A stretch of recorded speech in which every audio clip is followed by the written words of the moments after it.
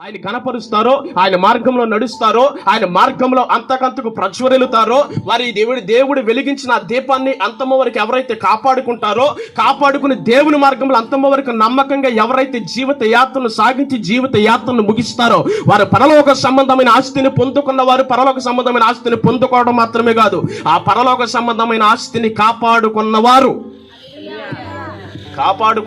కాబట్టి ఇక్కడ వాటి గురించి పరలోక సంబంధమైన ఆస్తి గురించి ఆయన మాట్లాడుతుంటాడు. పాత్రులనుగా చేశాడు మమ్మల్ని, మనందరినీ ఆయన్ని కూడా కలుపుకుంటున్నాడు. పాత్రులనుగా దేవుడు చేశాడు మనల్ని.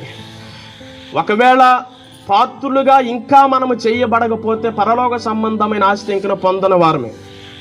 ఈ లోకంలో ఆస్తి పాస్తులు ఎన్నో ఉండొచ్చు, ఇల్లు ఎన్నో ఉండొచ్చు, వాహనాలు ఎన్నో ఉండొచ్చు, లేదంటే బంగ్లాలు ఎన్నో ఉండొచ్చు, లేదంటే చెరువులు, పొలాలు, స్థలాలు ఏదైనా ఉండొచ్చు. ఈ లోకంలో మనకంటూ ఒక మంచి ఉద్యోగం ఉండొచ్చు, లేదంటే మంచి స్థాయి ఉండొచ్చు, మంచి ఘనత ఉండొచ్చు, సమాజంలో ఒక హోదా విలువ ఉండొచ్చు, సమాజంలో అందరూ నీకు నమస్కారం చేయొచ్చు, నిన్ను చాలా ఘనంగా కీర్తించి కొనియాడొచ్చు, ఎల్లవేళల నీ వెనక నలుగురు పడి నీ వెనక తిరగచ్చు. కానీ పరలోక సంబంధమైన ఆస్తి కనుక నీ లేకపోతే ఎంతమంది నీ చుట్టూ ఉన్నా, ఎంత ధనము నీ దగ్గర ఉన్నా, ఎంత నీకు పలుకుబడి ఉన్నా, ఎంత నీ జీవితంలో ఉద్యోగం ఉన్నా, ఒక స్థాయిలో ఈ లోకంలో నువ్వు బ్రతికినా, ఈ లోకంలో నీకంటూ ఒక ఘనత, కీర్తి, పేరు, ప్రఖ్యాతులు, పలుకుబడి, ఒకవేళ హుందాతన, వైభోగం ఈ లోకంలో ఉండాల్సిన సకల విధమైన బంగారము, వెండి, మరకతములు సమస్తము నీకు ఉన్నా, పరలోక సంబంధమైన ఆస్తి కనుక నీకు లేకపోతే అంత వ్యర్థం.